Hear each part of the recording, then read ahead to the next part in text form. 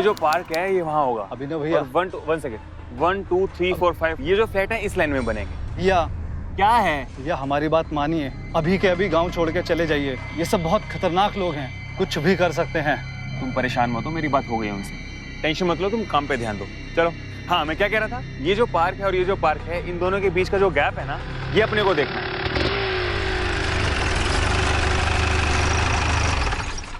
कौन है आप लोग? कौन है? छोड़ो मुझे, छोड़ो। कौन है? क्या क्या कर रहे हो तुम लोग? छोड़ो मुझे, ये ठीक नहीं है, मैं बोल रहा हूँ।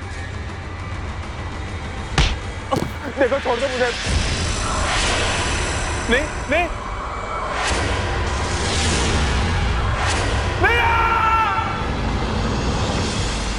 दिन दहाड़े कुछ गुंडों ने एक सरकारी इंजीनियर जो कंस्ट्रक्शन साइट पर काम कर रहा था उस पर तेजी से हमला किया और अचानक हुए इस हमले से अकेले उन गुंडों का सामना करना उसके लिए मुश्किल हो गया था। नमस्कार, मैं हूं सिद्धार्थ शुक्ला और सावधान यूपी फाइट बैक नाउ में मैं आप लोगों का स्वागत करता हूं। एक गवर्नमेंट साइट पर सरकारी इंजीनियर पर हमला किया गया था। आखिर इस हमले के पीछे वजह क्या थी? क्या यह कोई जाती दुश्मनी थी या फिर कुछ और? यह इंजीनियर एक ऑफिशियल प्रोजेक्ट पर काम करने के लिए गांव आया था, लेकिन इस बीच यहां ऐसा क्या हुआ कि किसी ने उस पर हमला कर दिया? क्या उसने कोई ऐसा काम किया था जिससे गांव के लोग उससे नाराज थे? क्यों उसका असिस्टेंट उसे गांव छोड़कर चले जाने के लिए कह रहा था? आखिर इस इंजीनियर को किन लोगों से खतरा था? आइए देखते हैं यूपी की ये वारदात।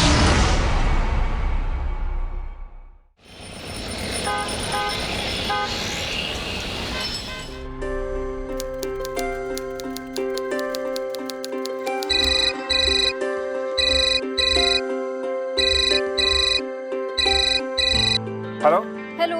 रश्मि, आई एम गेटिंग लेट, मुझे साइट के लिए निकलना है। हमेशा यही बहाना। अब तुम्हारे पास अपनी बीबी के लिए 2 मिनट भी नहीं है। गोरखपुर जाकर अपनी बीबी को भूल ही गए।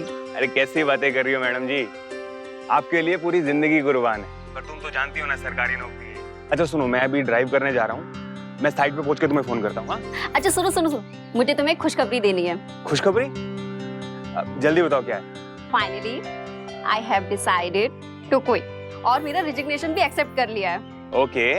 लेकिन सुनो ना, मैं नोटिस पीरियड तक ना जॉब नहीं करने वाली। ऐसे चाहे तो जाए, अब मैं तुम्हारे साथ रहना चाहती हूँ। हमारी शादी हो गई है, फिर भी तुम इस शहर में, मैं कहीं और। लेकिन अब नहीं, बस 10-15 दिन के अंदर मैं तुम्हारे साथ होंगी, हमेशा के लिए। ओह गॉड, मुझसे 10-15 दिन भी नहीं रह जाएगा। तुम प्लीज जल्दी आ जाओ। और सुनो, जो तुमने डिसीजन लिया है ना, बिल्कुल ठीक लिया है। Okay bye, see you soon. Okay okay, bye, see you.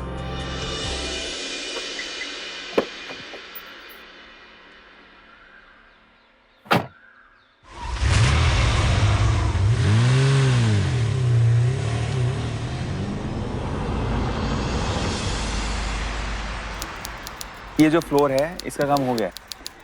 I think अब पहले इसको करते हैं। हाँ नहीं सर, ये तो जो है हो चुका है। अब इसके बाद ये करवाते हैं। और अरे भैया, ठीक है, बच्चू सिंह का फोन आया था कल हमारे पास और आपसे मिलने के लिए बोला है, आज यहीं आने के लिए बोला है। ये बच्चू सिंह कौन है?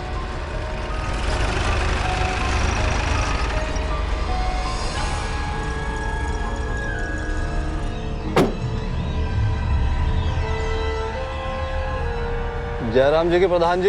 जयराम जी। सर, ये हैं इस गांव के प्रधान जी, बच्चू सिंह जी। और बच्चू सिंह जी, ये यहाँ के नए इंचार्ज हैं, अभिनव बाबू। भाई हम तो हमारे नए इंजीनियर बाबू को देखने आए हैं।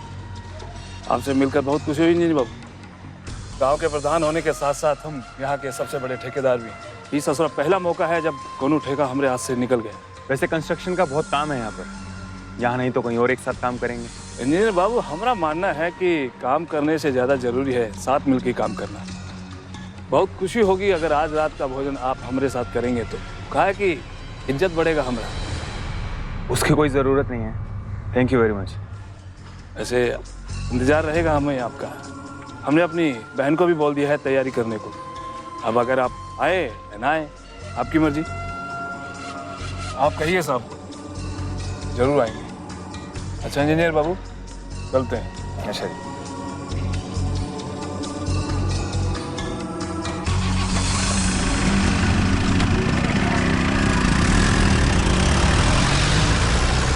भैया इनको मना करना अच्छा नहीं है, बुरा मान जाएंगे।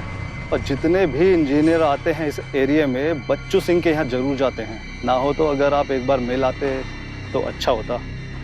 और खाने पे ही तो बुलाया है, क्या हर्ज है जाने में। दोस्तों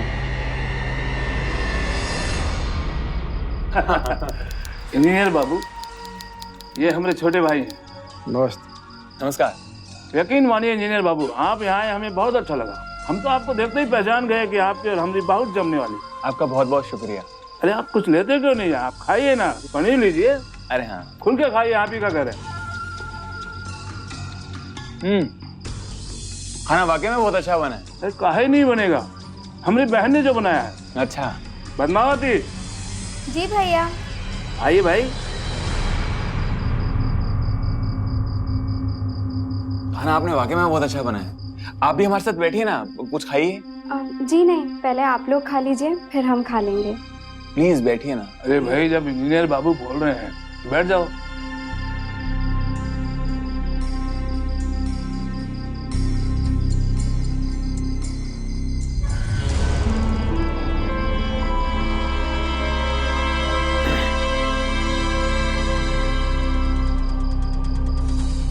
अरे इंजीनियर बाबू खाओ ना। नहीं, मैं खा चुका हूँ काफी। वो जरा। हाँ पद्मावती, इंजीनियर बाबू के हाथ धुलाओ। हाँ चलिए।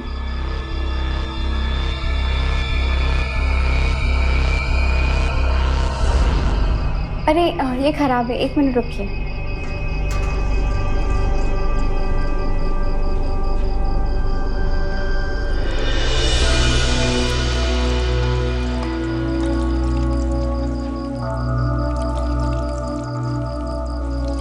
बस, थैंक यू।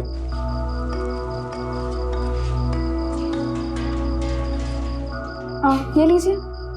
नहीं, इट्स ओके।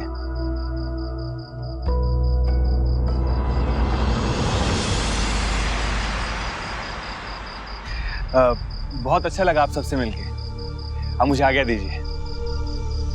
इंजीनियर बाबू, अब आप ही गांव के मेहमान हैं, बेधड़क होके आइए। जी। आप ही का घर। अच्छा जी।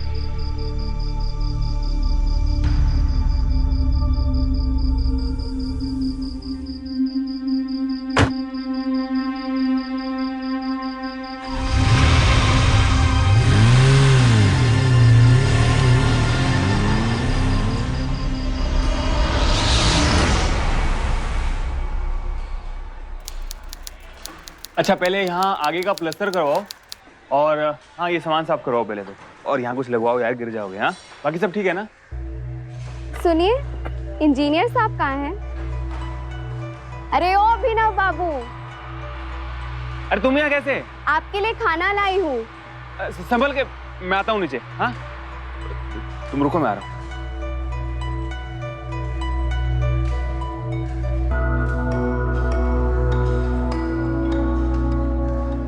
तुम यहाँ कैसे? के लिए खाना लाई हूँ। चलो ऑफिस में मेरे।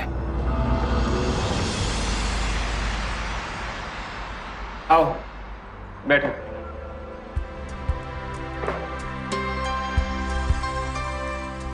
शर्मा मत, बैठो।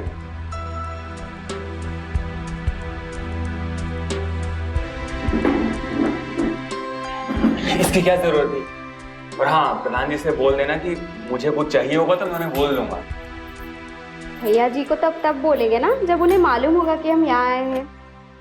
वैसे ये हम आपके लिए बना कर लाए हैं। आपको हमारा बनाया हुआ खाना अच्छा लगता है ना, इसीलिए। Thank you very much. अच्छा बैठिए आप।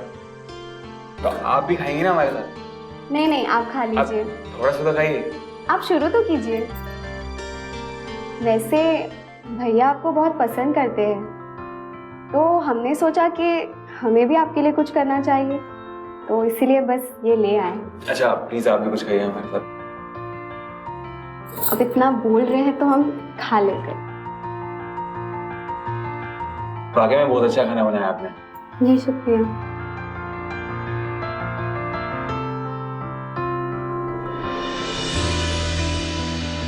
अब लीजिए आप।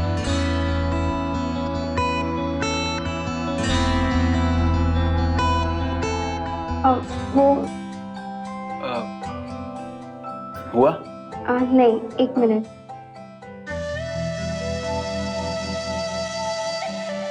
अब मैं कर लेता हूँ। अब खाइए ना अभी कुछ।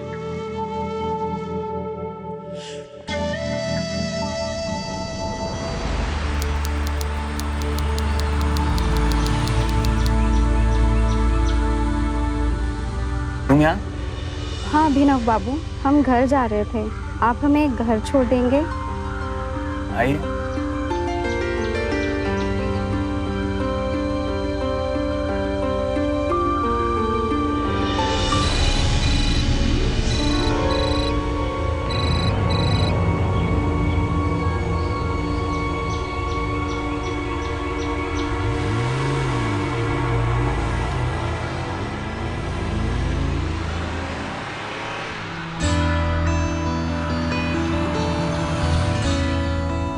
लीजिए, आ गया आपका घर। ठीक है, मैं अब चलती हूँ, बाय।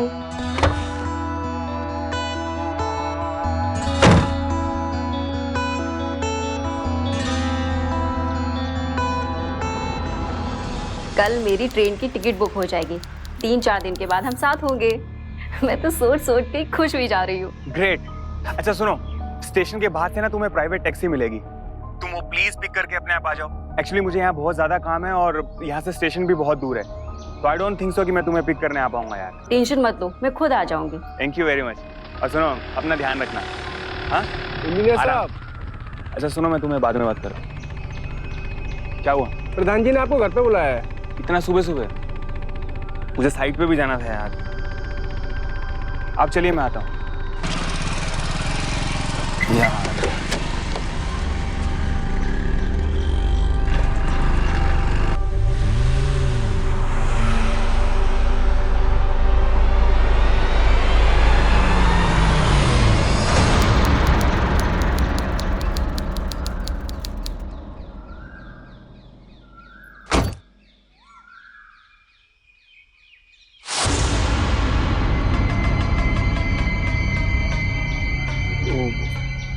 अभिनय बाबू। नमस्ते प्रधान जी, बताइए कैसे याद किया? है?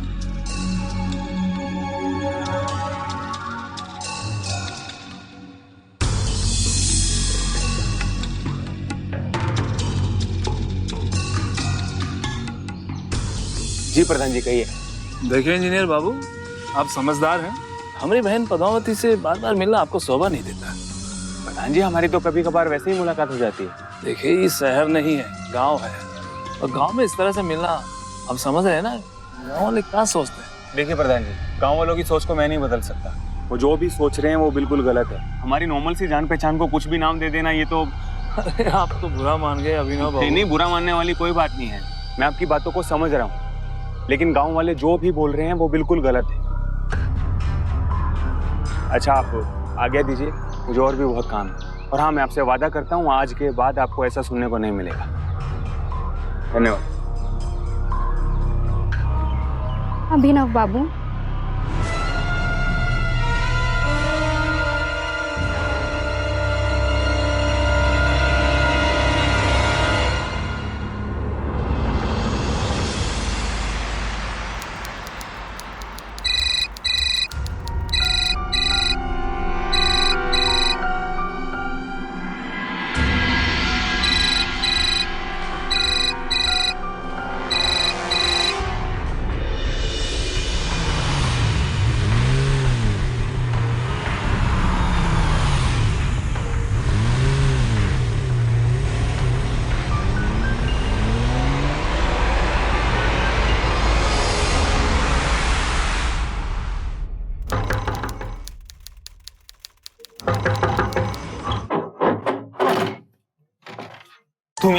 तुम यहाँ क्या कर रही हो? मुझे आपसे जरूरी बात करनी थी। अच्छा ये क्या कर रही हो? दरवाजा क्यों बंद कर रही हो? सुनो, आप हमारा फोन काहे नहीं उठाते? पर तुम ये दरवाजा क्यों? भैया जी का फोन आ रहा है, 1 मिनट, बस 1 मिनट। हाँ हाँ भैया जी, नहीं हम मार्केट आए थे। हाँ, सामान खरीदने। हाँ, बस थोड़ी ही देर में घर आ जाते हैं। हाँ जी। देखो मेरी बात सुनो, बार बार मुझे फोन मत किया करो, जाओ ऐसे। पर अभिनव जी, मुझे आपसे मिलना और बातें करना अच्छा लगता है, और मैं आपसे। देखो मेरी बात सुनो, तुम शायद जानती नहीं हो मैं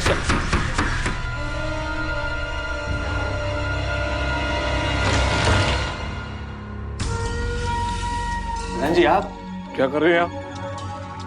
हाँ? नहीं प्रधान जी, प्रधान जी आप गलत समझ रहे हैं। भैया, आप अभिनव बाबू को गलत समझ रहे हैं। तो प्रधान जी आप एक लड़की पे हाथ कैसे उठा सकते हैं? प्यार से समझाए इंजीनियर बाबू, नहीं समझे बहुत जल्द समझ जाओगे। चलो। अरे गलत समझ रहे हैं आप। चाप लड़ रहे। प्रधान जी, भैया ऐसा कुछ प्रधान भी जी नहीं है। गलत ये गलत समझ रहे हैं। चलो।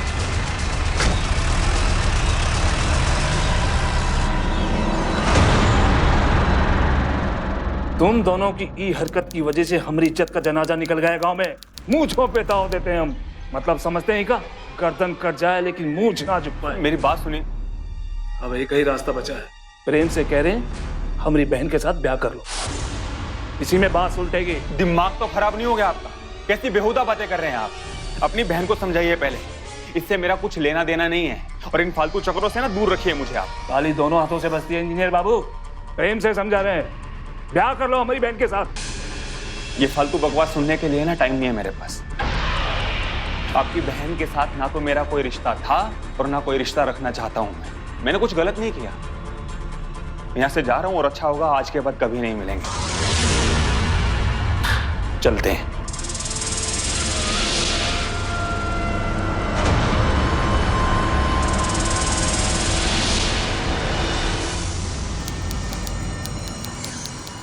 ये जो पार्क है ये वहां होगा। अभिनव भैया, और 1 सेकेंड, 1 2 3 4 5 ये जो फ्लैट है इस लाइन में बनेंगे। भैया क्या है? भैया हमारी बात मानिए, अभी के अभी गांव छोड़ के चले जाइए। ये सब बहुत खतरनाक लोग हैं, कुछ भी कर सकते हैं। तुम परेशान मत हो, मेरी बात हो गई है उनसे, टेंशन मत लो, तुम काम पे ध्यान दो। चलो। हाँ, मैं क्या कह रहा था, ये जो पार्क है और ये जो पार्क है, इन दोनों के बीच का जो गैप है ना, ये अपने को देखना है।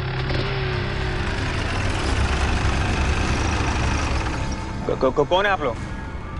कौन है? छोड़ो मुझे, छोड़ो। कौन है? क्या क्या कर रहे हो तुम लोग? छोड़ो मुझे, ये ठीक नहीं है, मैं बोल रहा हूँ। देखो छोड़ दो मुझे। नहीं नहीं नहीं।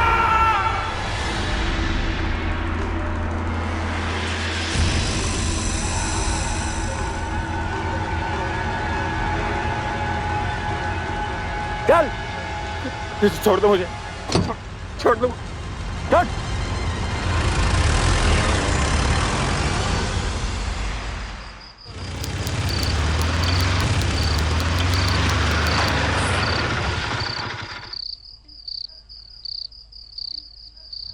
भैया, सरकारी कॉलोनी यही है? हाँ यही है। अभिनव जी का घर कहाँ है?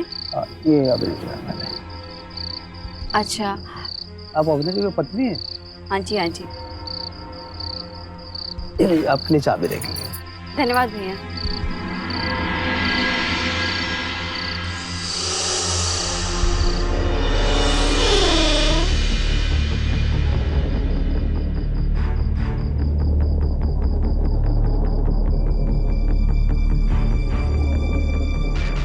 कोई है?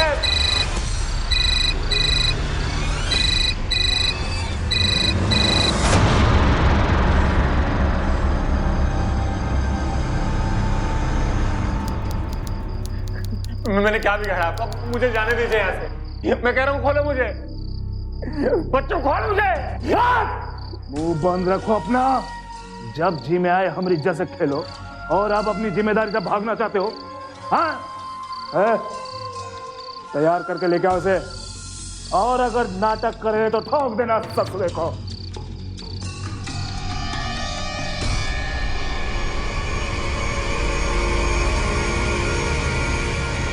छोड़ दो मुझे प्लीज।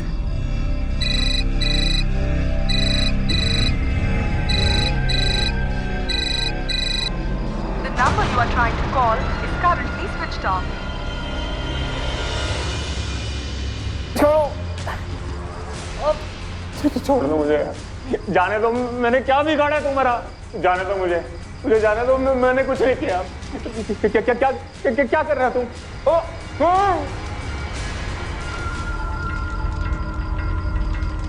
पद्मावती को लेके आओ।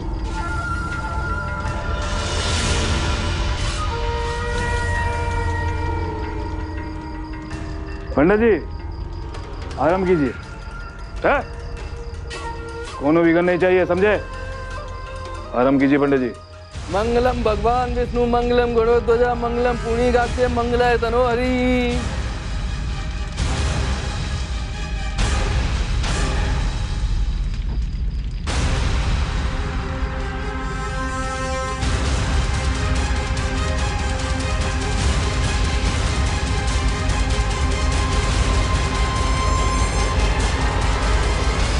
पैरों के लिए खड़े हो जाइए।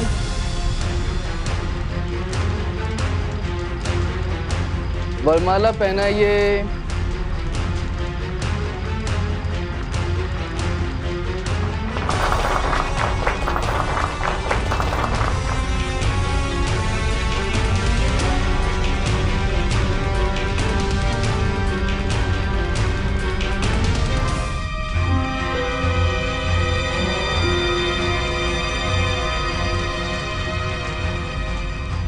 विवाह संपन्न हुआ। इंजीनियर बाबू, अब आप हिंदू रीति रिवाज के हिसाब से हमारी बहन के पति हो गए हैं। लीजिए साइन कीजिए। कीजिए कीजिए। यहाँ ये बात। इंजीनियर बाबू, अब आप कानूनी तौर पर भी पति पत्नी हो गए। अरे भाई फोटोग्राफर को बुलाओ, दूल्हा दुल्हन का फोटो खींचो।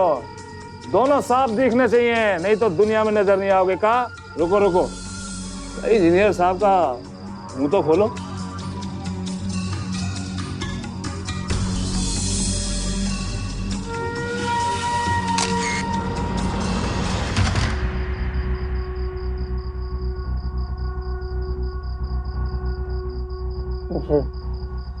खोलो रे इसके हाथों। देखो अभिनव बाबू, जो कुछ हुआ भूल जाओ। अब अपनी पत्नी को घर लेकर जाओ, इसी में सबकी भलाई है। बंद करो अपनी बकवास। मैं पहले से शादीशुदा हूं। 2 साल हो गए मेरी शादी को, और ये बात मैं आप सबको समझाना चाहता था। कोई मुझे मौका तो दे। मेरे माथे पे बंदूक रख के मेरी शादी कर दी। शादी प्यार और विश्वास का रिश्ता होता है, लेकिन आपकी बहन से ना तो मेरा कोई रिश्ता था, ना कोई रिश्ता है, और ना कोई रिश्ता रखना चाहता हूं मैं। अब समझते क्यों नहीं है? मैं पहले से शादीशुदा हूं, भला मैं ऐसा क्यों करूंगा? ससुरा ही तो गड़बड़ हो गया। देखो अभिनव बाबू, आपने ये शादी वैदिक रीति रिवाज से किया है। मांग भरा है आपने, मंगलसूत्र पहनाया। अब अगर इस शादी से छुटकारा पाना चाहते हो तो 20 लाख हर्जाना देना पड़ेगा। बोलो क्या बोलते हो? ना तो ये लड़की मेरी पत्नी है, ना मैं एक पैसा आपको दूंगा।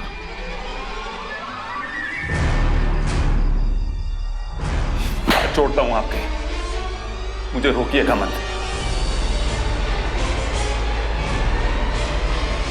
इंजीनियर अभिनव पहले से ही शादीशुदा था और अब उसका अपहरण करके जबरन उसकी शादी करवाई जा रही थी। ईस्टर्न यूपी और बिहार के कुछ हिस्सों में इस तरह की शादी के कई मामले सामने आए थे।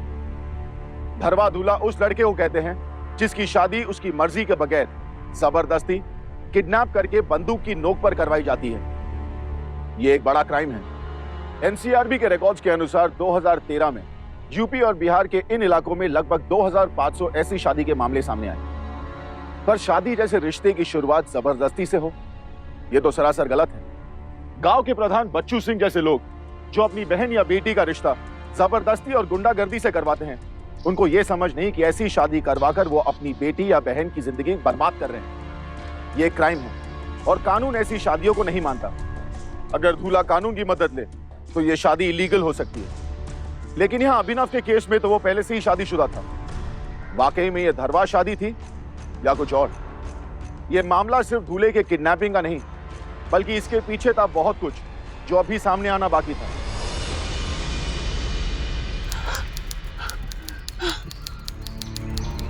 तुम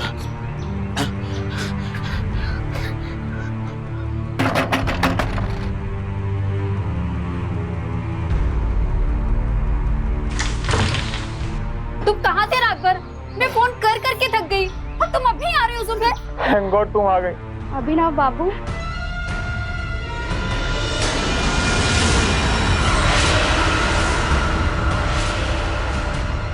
ये कौन है? मैं इनकी धर्म पत्नी। कल ही हमारी शादी हुई है। What? तुम लोगों का पागलपन अभी तक खत्म नहीं हुआ क्या? तेरी जैसी लड़की की मेरी जिंदगी में कोई जगह नहीं है, समझी? भगवान के लिए ऐसे चली जा और अपनी शक्ल मत दिखाना कभी। चल जा यहाँ से। What the hell is going on?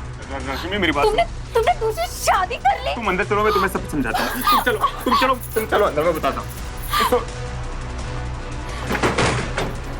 रश्मि मेरी बात सुनो, देखो कुछ भी नहीं हुआ ऐसा, मेरी बात तो सुनो एक बार। ये जो भी कुछ हुआ ये सब ढोंग था। अच्छा, ढोंग था। और अभी जो सब कुछ मैंने बाहर देखा वो सब क्या था? मुझे बोलने का मौका तो दो तुम। अभिनव, तुमने शादी की है या नहीं? हाँ या ना? ये फिर से आ गई, तुम फिर से आ। जान सकता हूँ कि अभिनव कहाँ है? सर मैं ही हूँ अभिनव। आपको हमारे साथ थाने चलना होगा। थाने किस लिए सर? मैंने क्या किया?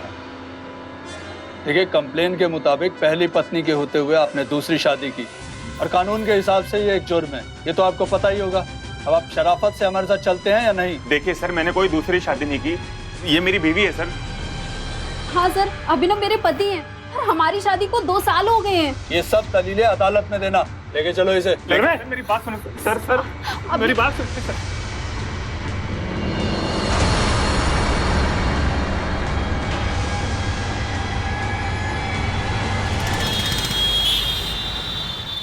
सर मेरी बात का यकीन कीजिए सर, मेरा किडनैप किया गया था सर और मेरे सर पे बंदूक रख के मेरी शादी करवाई गई थी सर।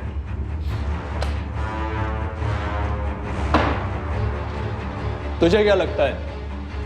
तुझे ऐसे ही गिरफ्तार कर लिया हमने गांव में पूछताछ की है और सबका यही कहना है कि तेरे और पद्मावती के बीच अफेयर था।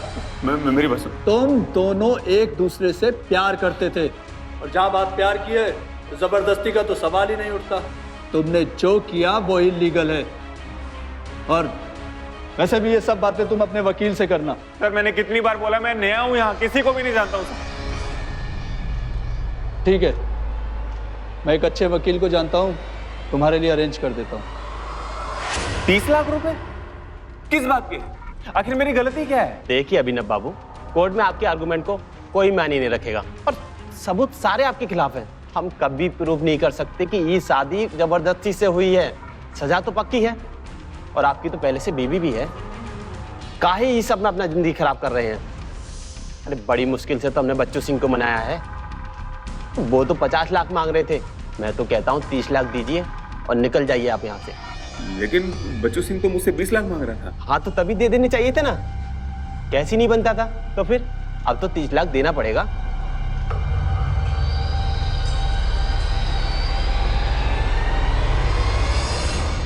अभिनव को अभी अंदाजा हो चुका था कि वो एक साजिश का शिकार बन गया था। अभिनव का सब कुछ दांव पर लगा था। एक तरफ उसकी पत्नी रश्मि के साथ शादीशुदा जीवन और दूसरी तरफ उसका करियर, जो इन सब वजहों से बर्बाद हो सकता था। अक्सर जब लोग इस तरह की सिचुएशन में फंसते हैं तो सामने वाले की नाजायज मांगों को भी मान लेते हैं, लेकिन अभिनव झुकने वालों में से नहीं था और ये लड़ाई आसान बिल्कुल भी नहीं थी।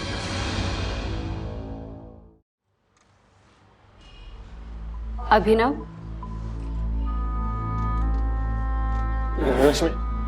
रश्मि प्लीज मुझे यहाँ से बाहर निकालो। मैंने कुछ गलत नहीं किया, मुझे बस एक मौका दो, मैं सब ठीक कर दूंगा। रश्मि नहीं अभिनव, कुछ भी नहीं हो सकता। Please try to understand me. मैंने कुछ गलत नहीं किया है, उन्होंने जबरदस्ती मेरी शादी करवाई है। मुझे समझने की कोशिश करो, मैं गलत नहीं हूँ। अगर तुम मुझे नहीं चाहते थे तो एक बार बोलते, मैं चुपचाप तुम्हारी जिंदगी से चली जाती। इतना तो भरोसा करते मुझ पे। कैसी बातें कर रही हो तुम? बहुत प्यार करता हूँ मैं तुमसे, नहीं रह पाऊंगा मैं तुम्हारे बिना। और कुछ दिन हम अलग क्या रहे, तुमने मुझ पे विश्वास करना छोड़ दिया। हाँ मैं बोल रहा हूँ एक बार बाहर आ जा रहे तो मैं सब कुछ ठीक कर दूंगा। प्लीज मुझे समझो। कुछ भी नहीं ठीक हो सकता, कुछ भी।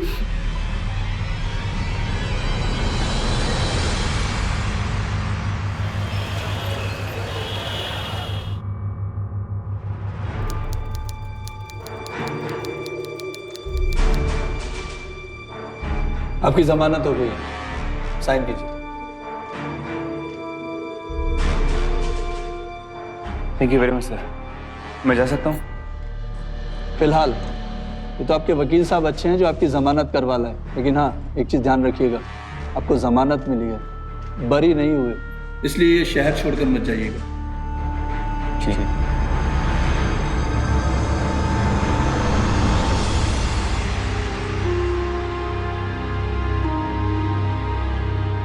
आई एम सॉरी, गलती मेरी थी, मुझे तुम्हारी बात सुननी चाहिए थी, मैंने बिना सोचे समझे रिएक्ट किया। मुझे कल भी तुम पर पूरा भरोसा था और आज भी है। ऑफिस में किसी को पता चल गया तो मेरी नौकरी चली जाएगी। कुछ समझ में नहीं आ रहा क्या करूं। तुम घबराओ मत, मैं तुम्हारे साथ हूँ, हम दोनों साथ लड़ेंगे।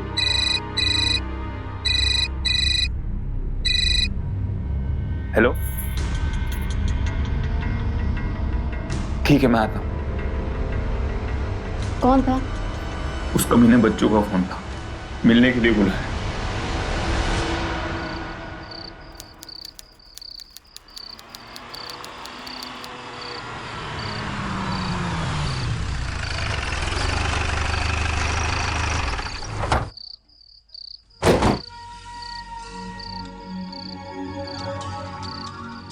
कहो इंजीनियर बाबू, कैसा लगा हवालात कवा? मुद्दे की बात करो बच्चू सिंह, आखिर तुम चाहते क्या हो? अरे वो वकील साहब ने नहीं बताया का? बताया तुम्हारे धंधे के बारे में, लेकिन 30 लाख कहाँ से लेकर आऊं मैं? नहीं है मेरे पास इतने पैसे। देखो भैया, आप हमारी बहन को अपने साथ में रखते नहीं हो, ये बात से गांव वाले बहुत नाराज हैं। गांव वालों का ज्यादा गुस्सा कंट्रोल कर पाना हमारे बस में नहीं है। अगर हमने अपनी बहन को ज्यादा दिनों तक अपने घर में रखा तो हाँ, पता नहीं क्या कर डालेंगे आपके साथ। अब ये सब का एक ही रास्ता है, हम अपनी बहन का ब्याह जल्दी से जल्दी दूसरे लड़के से कर दें। ये सब के लिए दूसरा लड़का ढूंढना पड़ेगा, दहेज देना पड़ेगा, शादी का खर्चा कम से कम 30 लाख रुपए लगेंगे। लेकिन मेरी बात सुनो। चलो एक काम करो, हम क्या कहते हैं उस ससरा, डिस्काउंट 5 लाख का डिस्काउंट देते हैं हम आपको।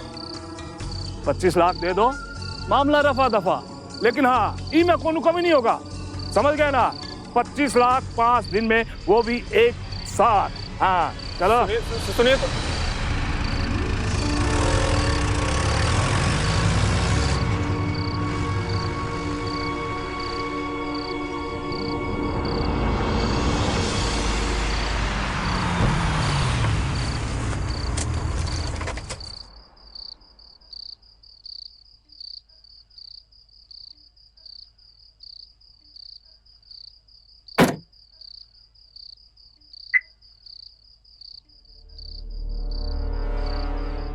क्या कहा उसने? 25 लाख मांग रहे। 25 लाख? हम कहाँ से लाएंगे 25 lakh? Fix deposits, saving account और ज्वेलरी के बाद भी 5-7 लाख कम पड़ेंगे। समझ नहीं आ रहा क्या करूं। हाँ, एक काम करता हूं, मैं समीर से बात करता हूं, मुझे लगता है वो पैसे उधार दे देगा। अभिनव, ये सब हम क्यों कर रहे हैं? हम उसे पैसे क्यों दें? अब जो कुछ हुआ उसमें हमारी गलती तो नहीं थी। क्यों ना पुलिस को हम बच्चू सिंह की सारी बातें बता दें? पुलिस को?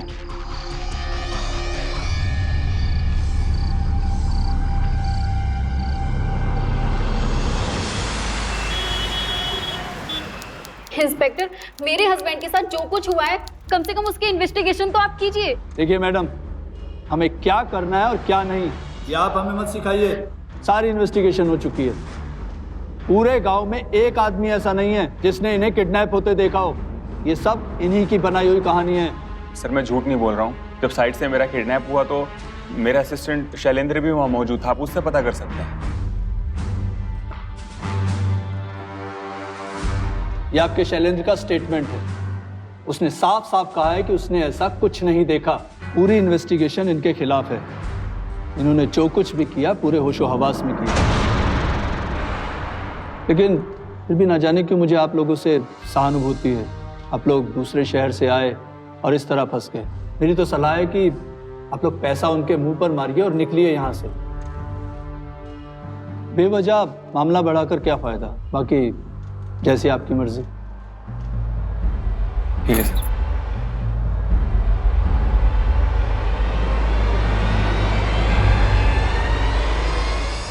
इंस्पेक्टर त्रिपाठी की बातों से अभिनव और रश्मि को यह अंदाजा हो चुका था कि इंस्पेक्टर त्रिपाठी उनकी मदद नहीं करना चाहता था और शायद इस साजिश में वो भी मिला हुआ था। अब इस चंगुल से बाहर आने का कोई और रास्ता नजर भी नहीं आ रहा था। हमारे देश में पुलिस डिपार्टमेंट गुनाह और गुनहगारों के खिलाफ दिन रात लड़ते हैं, अपनी ड्यूटी निभाते हैं, लेकिन दिनेश कुमार त्रिपाठी जैसे करप्ट ऑफिसर्स की वजह से आम आदमी का भरोसा पूरे पुलिस डिपार्टमेंट से उठ जाता है। अभिनव को यह सब जानकर निराशा हुई, लेकिन वो नाउम्मीद नहीं हुआ। उसकी सबसे बड़ी ताकत उसकी पत्नी रश्मि अब उसके साथ थी।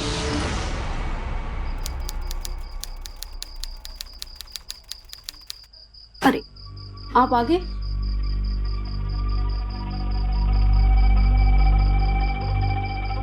क्या हुआ?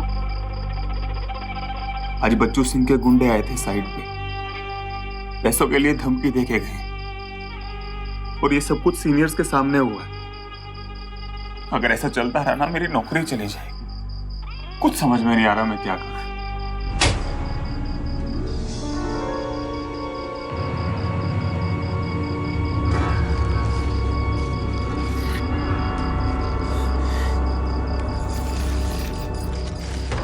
$25 लाख?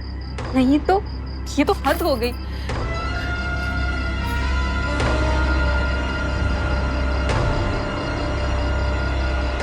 बस अब एक रास्ता है।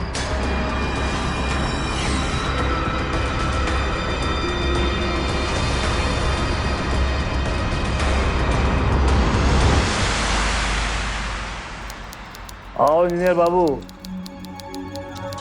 पैसे लाए? बैठो। है बैठो बैठो। वो प्रधान जी, पैसों का बंदोबस्त नहीं हो पाया प्रधान जी। मेरी बीवी मुझे छोड़ के चली गई, नौकरी से मुझे सस्पेंड कर दिया। अब ना मेरे पास घर है ना बीवी। आप चाहते थे ना मैं आपकी बहन को स्वीकार कर लूं, तो मैं आगे आपकी बहन को अपनाने। ऐसा तो तुझे देना पड़ेगा। जा, अभी तू यहाँ रह जा, फिर देखते हैं। देखिए, मुझे मालूम है कि कई जगहों पे जबरदस्ती शादी कराई जाती है, लेकिन इस केस में ऐसा कोई सबूत नहीं मिला है। शादी जैसे मामलों में पुलिस का इंटरफेरेंस से गांव वाले भड़क भी सकते हैं। हम बिना सबूत के कुछ नहीं कर सकते। देखिए सर, अगर आप भी ऐसी बातें करेंगे तो हमें इंसाफ कैसे मिलेगा? प्लीज सर, हमारी मदद कीजिए। देखिए, आप परेशान ना हों, प्रूफ अभी तक नहीं मिला है, इसका मतलब ये नहीं कि मिलेगा भी नहीं। देखिए, आपको हमारे पुलिस डिपार्टमेंट के कुछ लोगों से शिकायत जरूर हो सकती है, लेकिन पूरा पुलिस डिपार्टमेंट करप्ट नहीं है। मैं इस केस को खुद मॉनिटर करूंगा एंड आई होप आप डिसअपॉइंट नहीं होंगी। सच जो भी होगा जल्द से जल्द सामने आएगा। Thank you sir.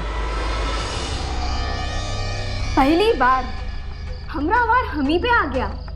ऐसा पहले तो कभी ना हुआ, तो इस बार क्या गड़बड़ हो गई भैया? जो भी हुआ, पैसा तो हम उससे लेकर रहेंगे बहना।